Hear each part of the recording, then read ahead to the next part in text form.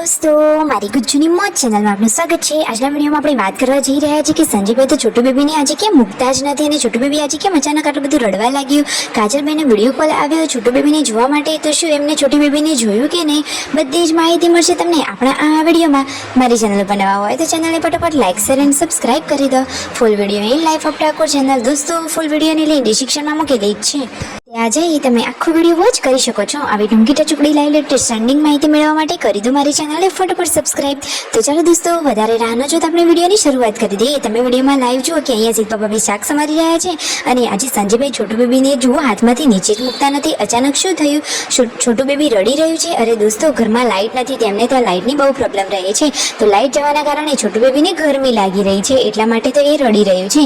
અહીંયા પૂનમ ભાભી અહીંયા આરામ કરી રહ્યા છે। હવે તેમની તબિયત કેવી છે, તેમની તબિયતનું કેટલું ધ્યાન રાખવાનું છે, તો દોસ્તો જુઓ પૂનમ ભાભીની તબિયત હવે ઠીક છે અને સંજયભાઈ કહે છે કે પ્રેગ્નન્સીના પછી તમે તો બહુ ગ્લો કરી રહ્યા છો। તો પૂનમ ભાભી હંમેશા આવા હસતા જ સારા લાગે છે અને છોટુ બેબીની વ્યવસ્થા કરી દીધી છે। અહીંયા જુઓ સરસ મજાનો સોલર પ્લેટ ઉપર મૂકી અને અહીંયા પંખો સેટ કરી દીધો છે। અહીંયા ઉપર જુઓ રૂફ ઉપર આ સોલર પ્લેટ મૂકી છે અને ઘરમાં હવે પંખો ચાલુ થઈ ગયો છે, તો છોટુ બેબીને હવે ગરમી લાગશે નહીં, હવે તે રડશે નહીં।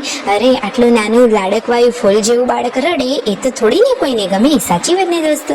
અને સંજયભાઈ એટલે કે તેના પિતા એના માટે કોઈ પણ કામે પડતું મૂકી અને એને માટે તૈયાર રહે છે, તો એના માટે જુગાડ કરી લીધો અને પંખો ચાલુ કરી દીધો।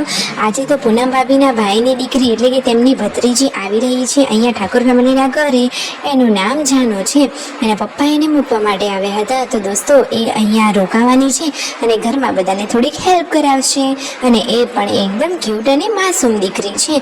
જુઓ પહેલાં આવતા વેત જ એને પણ છોટુ બેબીને રમાડવું હતું, તો શું છોટુ બેબીને એને હાથમાં લીધું કે નહીં, જુઓ તો ખરા। તો સંજયભાઈએ આ રીતે છોટુ બેબીને લઈ અને પછી આ જાનુબેનના હાથમાં આપ્યું। વિયુ પણ ત્યાં છે, કહે છે કે મારે પણ છોટુ બેબીને રમાડવું છે। જુઓ જાનુબેનના હાથમાં આ છોટુ બેબી રમી રહ્યું છે। અરે એ તો એકદમ ક્યુટ અને માસૂમ બચ્ચું છે અને વિયુનું પણ એ લાડકું છે। જો વિયુ કહે છે કે મારે પણ રમાડવું છે, પરંતુ વિયુ નાની છે એટલે એને પકડતા ના ફાવે, તો થોડીક વાર સંજયભાઈ એને હાથમાં આપે છે અને પછી એને નીચે મૂકી દેવડાવે છે।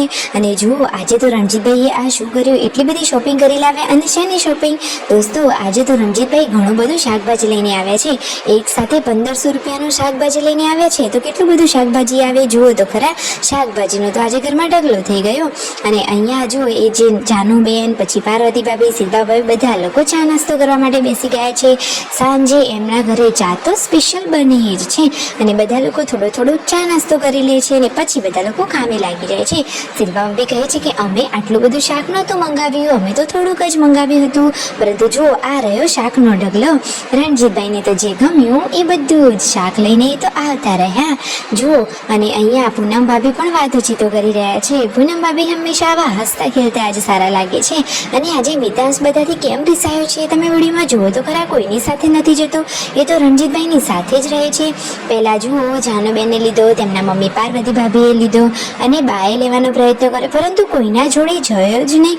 અને પછી જુઓ સંજયભાઈ પણ એને લેવાનો પ્રયત્ન કરી રહ્યા, પરંતુ એ તો મોઢું જ ફેવરી દે છે, ખબર નહીં એને શું થયું, એ તો રિસાઈ ગયો છે।